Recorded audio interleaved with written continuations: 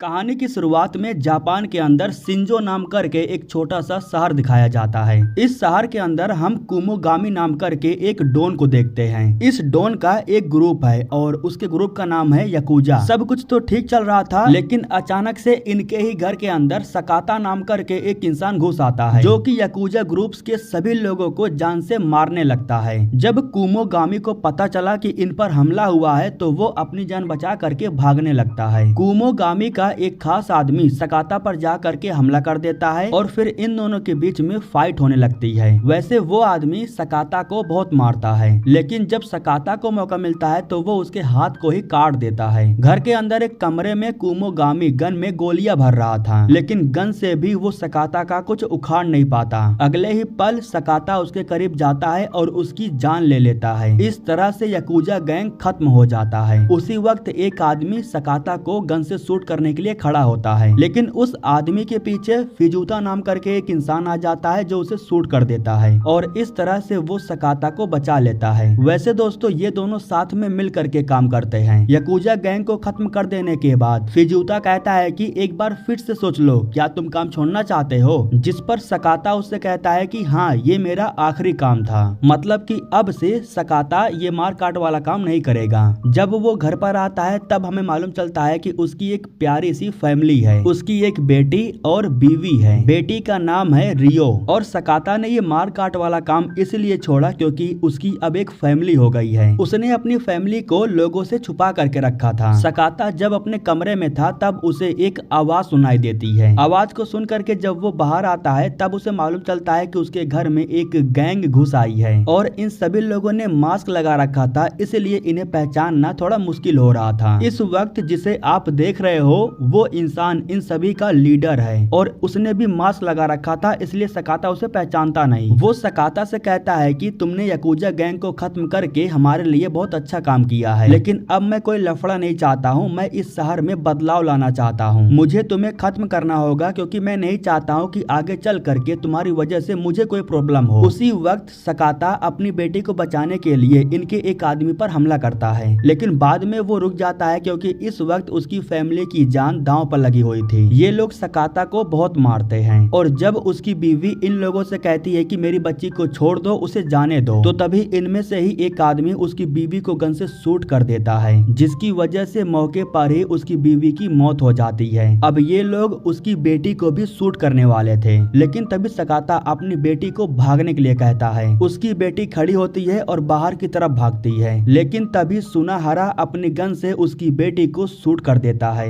जिससे रियो की भी मौत हो जाती है। ये लोग सकाता के आंखों के सामने उसकी बीवी और बच्चे को जान से मार देते हैं और अब ये लोग सकाता को भी गन से शूट करने वाले थे, लेकिन तभी सकाता इन लोगों से कहता है कि मैं तुम में से किसी को नहीं छोड़ूंगा, सबसे बदला लूंगा। अब वो ये बात कहता तो है, लेकिन तभी उनमें से ही एक आदमी उसे गन से शूट कर देता है। गोली जा करके सीधा सकाता के सर में लगती है। तो इस तरह से दोस्तों सकाता की पूरी फैमिली को जान से मार दिया जाता है और न्यूज में ये छाप दिया जाता है कि एक बिगड़ैल बाप था जो अपने ही परिवार को जान से मार दिया। उन लोगों ने वहाँ पर ऐसा सीन क्रिएट कर दिया था ताकि लोगों को लगे कि बाप ने ही अपनी बीवी और बेटी की जान ली है। खैर दोस्तों, अब सीन शिफ्ट होता है और लगभग 12 सालों के बाद हमें दिखाया जाता है कि सकाता अभी भी जिंदा है। गोली लगने के बाद भी वो जिंदा तो है, लेकिन उसका पूरा शरीर पैरालाइज हो चुका है। सकाता के घर में जब गोलीबारी हुई तो ये बात फिजुता को पता था। उसी ने ही सकाता की देखभाल की और उसका इलाज करवाया। उसके शरीर के अंदर जान तो है, लेकिन वो अपने शरीर का इस्तेमाल नहीं कर सकता। फिजुता ने एक आदमी रखा है और वही आदमी सकाता की देखभाल करता है। इस वक्त ये लोग सकाता को छुपा करके रखे थे, मतलब कि किसी को पता नहीं था कि अभी भी सकाता जिंदा है। फिजुता ने उसे एक सुरक्षित जगह पर छुपा करके रखा था।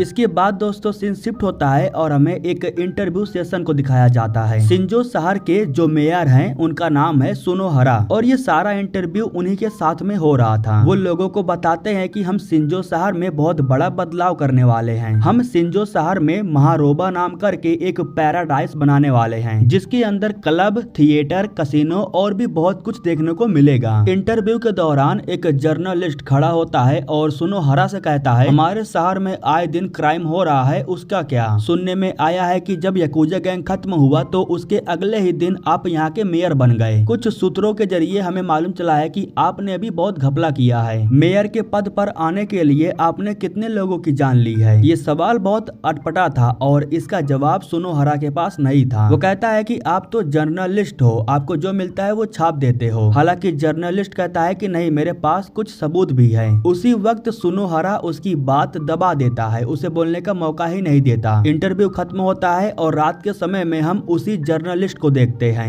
जो कि एक आदमी के जरिए मेयर के बारे में कुछ और जानकारी हासिल कर रहा था। जानकारी लेने के बदले में जर्नलिस्ट उसे ढेर सारा पैसा देता है। लेकिन तभी यहाँ पर एक इंसान आता है जिसने मास्क लगा रखा था। उसको देख करके जर्नलिस्ट डर जाता है और यहाँ से भागता है, लेकिन वो मास्क वाला इंसान उसे पकड़ लेता है और उसकी जान ले लेता है। यहाँ पर एक और आदमी था, उसने भी मास्क लगा रखा था। वो दूसरे आदमी को पकड़ता है और उसके ही हाथों में गन थमा देता है। गन के ट्रिगर को दबा करके उस आदमी को अपने ही हाथों से जान से मरवा देता है। इधर हम देखते हैं कि रात के समय में सकाता को खुली हवा में घुमाया जा रहा था, लेकिन जब देखभाल करने वाला आदमी सकाता को उसके कमरे में लेकर के जा रहा था, भी पीछे से एक आदमी आता है और सकाता के हाथों पर चाकू मार देता है। दरअसल दोस्तों कई साल हो गए, लेकिन सकाता ने इस आदमी के हाथ को काट दिया था, इसीलिए ये आदमी गुस्सा था और सकाता पर हमला करके अपना बदला ले रहा था। चाकू लगने की वजह से सकाता को अस्पताल में एडमिट कर दिया जाता है। जिस कमरे में उसे एडमिट किया गया था उसके बाहर दो पुलिस वाले खड़े थे।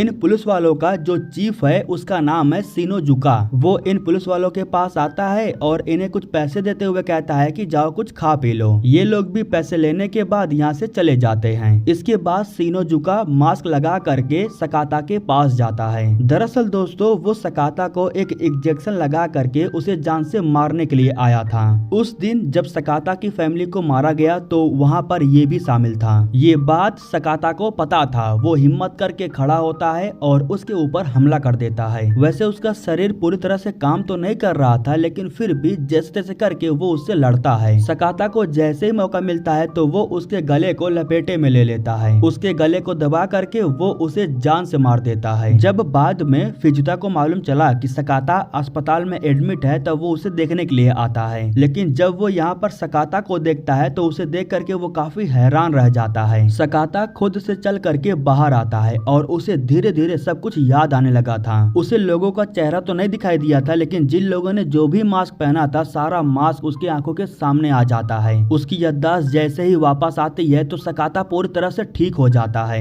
इसके बाद दोस्तों सीन शिफ्ट होता है और हमें एक फैक्ट्री को दिखाया जाता है। फैक्ट्री के अंदर लड़कियों से ड्रग्स पैकिंग करवाया जा रहा था। इस ड्रग्स के धंधे को जो चला रहा था उसका नाम है इकागो। दूसरी तरफ हमें कुछ लड़कियों को दिखाया जाता है जिन्हें किडनैप करके जबरन इनसे धंधा करवाने के लिए लेके जा रहे थे। जो लड़कियों का कारोबार कर रहा है उसका नाम है एमास। इन सभी लोगों ने अलग अलग मास्क लगा रखा है, जिससे हम अंदाजा लगा सकते हैं कि ये सभी लोग एक ही ग्रुप के सदस्य हैं, बस इन लोगों का कारोबार अलग अलग है। इसके बाद दोस्तों हम फिजुता को देखते हैं जो इकागो के ड्रग्स वाली फैक्ट्री में आता है। अब ऐसा हो सकता है कि शायद वो भी इन लोगों के साथ मिला हुआ है, क्योंकि उसने सकाता को बेहोश करके उसके ही दुश्मनों को ला करके सौंप दिया। ये लोग सकाता को लेकर के अंदर जाते हैं और उसे कचड़े में फेंक देते हैं। काम पूरा हो जाने के बाद फिजुता अपनी कार में बैठता है और यहाँ से बाहर जाने लगता है, लेकिन जब सकाता अंदर पहुँच जाता है तब हमें मालूम चलता है कि वो बेहोश नहीं है बल्कि वो बिल्कुल ठीक ठाक है और फैक्ट्री के अंदर वो लोगों से फाइट करके उन्हें मार भी रहा था। इधर फिजुता अपने आदमी के साथ गेट को क्रॉस करके बाहर निकलने वाला था, लेकिन उसी वक्त सिक्योरिटी गार्ड के पास एक कॉल आता है। कॉल को रिसीव करने के बाद अचानक से वो इन लोगों पर गन से फायरिंग करने लगता है। फिजुता के आदमी को गोली लग जाती है और वो मारा जाता है, लेकिन यहाँ फिजुता को जैसे मौका मिलता है तो वो गन से सिक्योरिटी गार्ड को शूट कर देता है, लेकिन उसे भी गोली लगी थी इसलिए वो जख्मी हालत में था। इधर सकाता जब फैक्ट्री के अंदर जाता है तो वो लोगों को चुन चुन करके मारने लगता है, लेकिन जिसको मारने के लिए गया था वो बिल्डिंग से बाहर जा चुका था। इकागो के हाथ में इस वक्त एक रिमोट कंट्रोल था। वो बटन को दबाता है जिसकी वजह से पूरी बिल्डिंग तबाह हो जाती है। इस तबाही की वजह से उसका बहुत बड़ा नुकसान हो गया था। उसे लग रहा था कि उसने सकाता को जान से मार दिया है, लेकिन वो अभी भी जिंदा था। जब वो बिल्डिंग से बाहर आता है तब इकागो उसके ऊपर गन तान देता है, लेकिन तभी इकागो के सामने से एक कार आती है।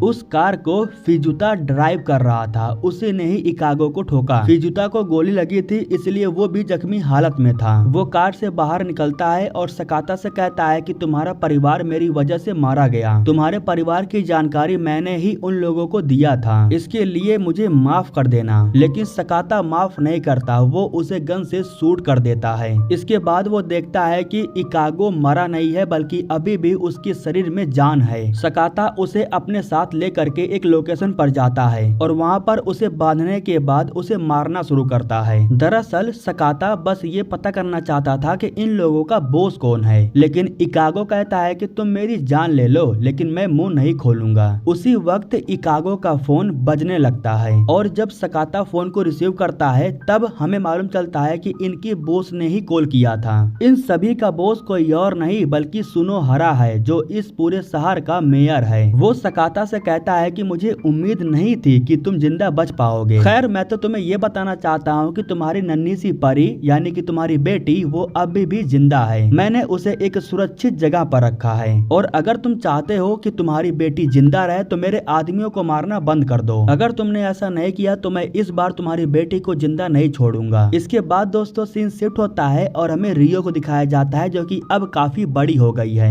यहाँ दोस्तों हमें मालूम चलता है कि इस वक्त रियो को एमास के पास रखा गया है। एमास बचपन से ही उसे अपने पास रखा है। उसने रियो को ये बता रखा है कि वो उसका बाप है, लेकिन दोस्तों वो रियो को गंदी नजर से देखता है। इन लोगों ने शायद रियो का भी ब्रेन वॉश कर दिया है, इसीलिए उसे कुछ याद नहीं है। वो एमास को ही अपना पिता मानती है। इसके बाद सीन शिफ्ट होता है और हमें ताकीगावा नाम करके एक रिटायर पुलिस ऑफिसर को दिखाया जाता है। जब वो अपने घर के अंदर जाता है तब उसे मालूम चलता है कि उसके घर में पहले से ही सकाता आकर के बैठा हुआ है। दरअसल दोस्तों सकाता को कुछ जानकारी चाहिए था, इसलिए वो इसके पास आया था। यहाँ ताकीगावा उसे कुछ फोटोज दिखाता है। वो बताता है कि जिस चीफ को तुमने मारा उसी ने मेरी नौकरी छीनी थी। इन 12 सालों में इस शहर के अंदर काफी कुछ बदलाव हो चुका है। इन लोगों का खुद का एक सिक्योरिटी एजेंसी है जिसे सिर्फ पब्लिक के लिए बनाया गया था। उसी सिक्योरिटी अपार्टमेंट में ये लोगों को कैद करके रखते हैं। अगले सीन में हम देखते हैं कि सकाता शिंजो सिक्योरिटी फैसिलिटी में जाता है। यहाँ कुछ बॉडीगार्ड थे जिन्हें वो मार देता है। सकाता को बस ऐसा लग रहा था कि उन लोगों ने रियो को यहाँ पर कैद करके रखा होगा, इसीलिए बस वो चेक करने के लिए आया था। लेकिन यहाँ आने के बाद हमें मालूम चलता है कि इन लोगों ने रियो को यहीं पर रखा है। सकाता को देख करके रियो बहुत डर जाती है क्योंकि वो अपने पिता को पहचान नहीं रही थी। कमरे में आने के बाद जब सकाता अपनी बेटी की तस्वीरों को देखता है तो वो काफी खुश होता है, लेकिन तभी यहीं पर एमास आ जाता है जो अपनी गन निकालने वाला था। तभी उसे मालूम चल जाता है कि कमरे में रियो है, इसलिए वो अपनी गन नहीं निकालता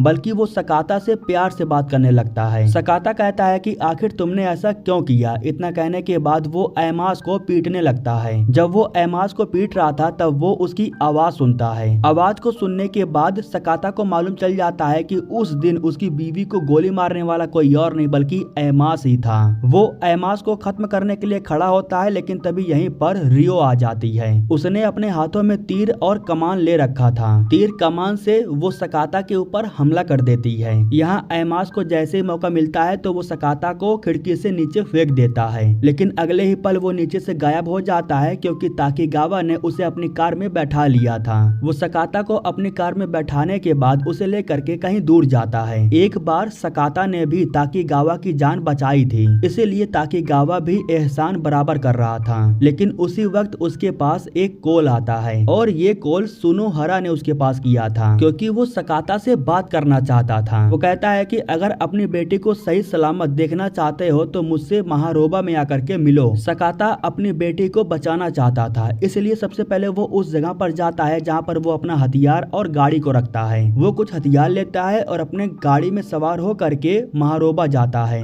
जैसे ही वो अंदर एंट्री मारता है तभी उसके सामने ढेर सारे लोग आ जाते हैं। इनके साथ में उसकी फाइट होने लगती है। सकाता इन सभी लोगों को कभी अपने हथियार से तो कभी अपने गन से शूट करके जान से मार रहा था। इस बीच जैसे ही एमास को मौका मिलता है तो वो आकर के उस पर हमला कर देता है। इनके बीच में फाइट होती है और सकाता उसकी आंखों को ही फोड़ देता है। एमास को बहुत ही बुरी तरह से हराने के बाद वो लिफ्ट की मदद से ऊपर के फ्लोर पर जाता है। वो पहुंच जाता है उस कमरे में जहां उसकी बेटी रियो को रखा गया था। जब एक झलक रियो उसे देखती है तो वो बहुत डर जाती है, लेकिन तभी सकाता उससे कहता है कि मैं तो तुम्हारा पिता हूँ। तभी पीछे से कोई आता है और वो सकाता पर हमला कर देता है। सकाता और उसकी बेटी को पकड़ने के बाद ये लोग उसे लेकर के सुनोहारा हरा के पास जाते हैं। सुनो हरा कहता है कि इस बार मैं तुम में से किसी को मौका नहीं दूंगा। इतना कहने के बाद वो अपनी तलवार निकालता है। इस बार फिर से सकाता के सामने उसकी बेटी को जान से मारने वाला था, लेकिन वो हथियार चलाता उससे पहले यहाँ पर ताकीगावा आ जाता है। उसके हाथों में हथियार था जिससे वो सबको भून डालता है। सकाता अपनी बेटी से कहता है कि भाग जाओ यहाँ से। इतना सुनते ही वो भी अपने दिमाग पर जोर डालती है और उसे भी सब कुछ याद आ जाता है। उसे मालूम चल जाता है कि यही उसके असली पिता हैं। बचपन में जब सुनो हरा ने रियो को गन से शूट किया था तो गोली जाकर के रियो को नहीं बल्कि उसके खिलौने पर लग गई थी। इसी वजह से रियो बच गई और वो जिंदा है। अब उसे याद भी आ चुका है कि उसके असली पिता कौन है और असल में उसके परिवार के साथ हुआ क्या था। पिता के कहने पर वो भाग करके ताकीगावा के पास जाती है और इधर जो सकाता था वो इन लोगों से फाइट करने लगता है। अपनी बीवी पर हुए जुल्म को जब वो याद करता है तब उसे ताकत मिलती है। वो उस रेड मास्क वाले इंसान को उठा करके फेंक देता है जिससे वो जख्मी हो जाता है। हालांकि इस फाइट के दौरान सकाता भी काफी ज्यादा जख्मी हो गया था।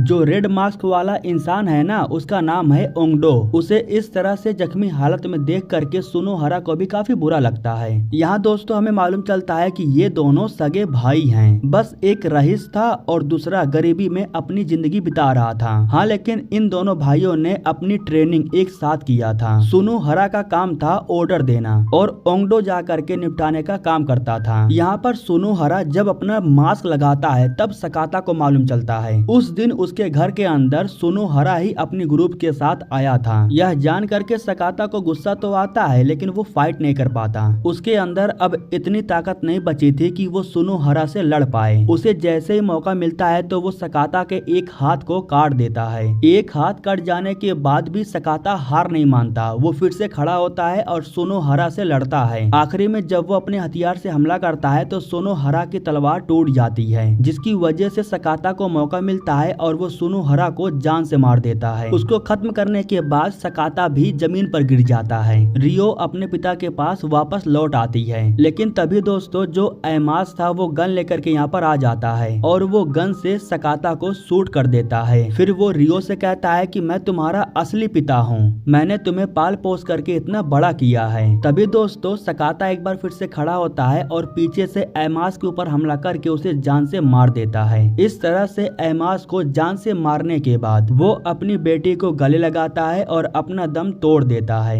यहाँ सकाता की भी मौत हो जाती है। लेकिन दोस्तों एक हफ्ते बाद हमें फिर से एक इंटरव्यू में सुनो हरा को दिखाया जाता है। जब हम उसके पूरे चेहरे को देखते हैं तब हमें मालूम चलता है कि ये तो उसका भाई ओंगडो है। दरअसल दोस्तों उस दिन महारोबा में मारकाट होने के बाद पुलिस आकर के सभी के लाश को बरामद कर रही थी। तो यहाँ पर जो ओंगडो था वो सिर्फ जख्मी हुआ था, वो मरा नहीं था। वो जिंदा है और अब वो अपने भाई की जगह लेना चाहता है। मास्क लगा करके जब वो नृत्य कर रहा था तभी यहाँ पर रियो तीर कमान लेकर के आ जाती है, जिससे वो ओंगडो पर हमला करके उसे जान से खत्म कर देती है और इस तरह से आखिरी इंसान को मार करके रियो अपने परिवार का बदला पूरा करती है। फाइनली दोस्तों इसी के साथ ये कहानी यहीं पर खत्म हो जाती है।